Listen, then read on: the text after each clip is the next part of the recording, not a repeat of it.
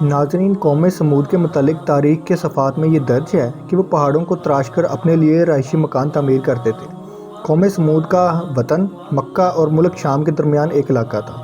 قوم سمود کی ہدایت کے لیے اللہ تبارک و تعالیٰ نے حضرت صالح علیہ السلام کو ان کے درمیان مبعوث فرمایا۔ وہ لوگ بہت طاقتور تھے، لمبے ترنگے اور خوبصورت تھے، لیکن ایمان سے محروم تھے۔ ناظرین، آپ کو بتاتے چلیں کہ ابھی تک اگر آپ نے ہمارا چینل سبسکرائب نہیں کیا تو ہمارا چینل سبسکرائب کریں اور نیچے لال دیے گئے بٹن کو کلک کریں۔ آگے ہم اپنے باقی کہانی کی طرف چلتے ہیں۔ قوم سمود کی ہدایت کے لیے اللہ تبارک و تعالیٰ نے حضرت صالح علیہ السلام کو ان کے درمیان مبعوث فرمایا۔ وہ لوگ بہت طاقتور تھے، لمبے تڑنگے اور خوبصورت تھے، لیکن ایمان سے محروم تھے۔ چنانچہ حضرت صالح علیہ السلام نے ان کو ایمان کی طاقت دی اور ایک اللہ کی عبادت کے لیے کہا، اور تو ان لوگوں نے ان کو جھوٹا کہا۔ ان کے جھٹلانے کے باوجود حضرت صالح علیہ السلام کو ان کی توحید کی دعوت دیتے رہے۔ تو ایک دن ان لوگوں نے کہا، اگر آپ سچ میں اللہ کے نبی ہو تو اللہ سے کہو کہ پہاڑ میں سے ایسی اونٹنی پیدا کرے جو حاملہ ہو۔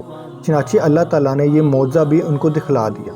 اس کے باوجود وہ ایمان نہ لائے۔ اللہ تعالیٰ کے معجزے سے جو اونٹنی پیدا ہوئی تھی اس نے اس تالاب کا سارا پانی پی لیا۔ قوم سمود کے مویشی سراب ہوتے تھے اور قوم کو پریشانی ہونے لگی۔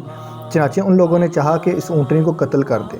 تو حضرت صالح علیہ السلام نے ان کو اللہ کے عذاب سے ڈرایا اور یہ باری لگا دی کہ ایک دن حضرت صالح علیہ السلام کی اونٹنی پانی پیے گی اور ایک دن قوم سمود کے مویشی پانی پئیں گے۔ لیکن اس کے باوجود ایک دن ایک شخص نے حضرت صالح علیہ السلام کی اونٹنی کو تیر سے ہلاک کر دیا۔ قوم سمود کے متعلق آتا ہے کہ جب سرکشی کی انتہا کر دی تو اللہ تعالیٰ نے عذاب نازل کرنے کا فیصلہ کیا۔ چنانچہ اللہ تعالیٰ نے قوم سمود ایک خطرناک چنگاڑ آواز کے ذریعے سے ہلاک کر دی۔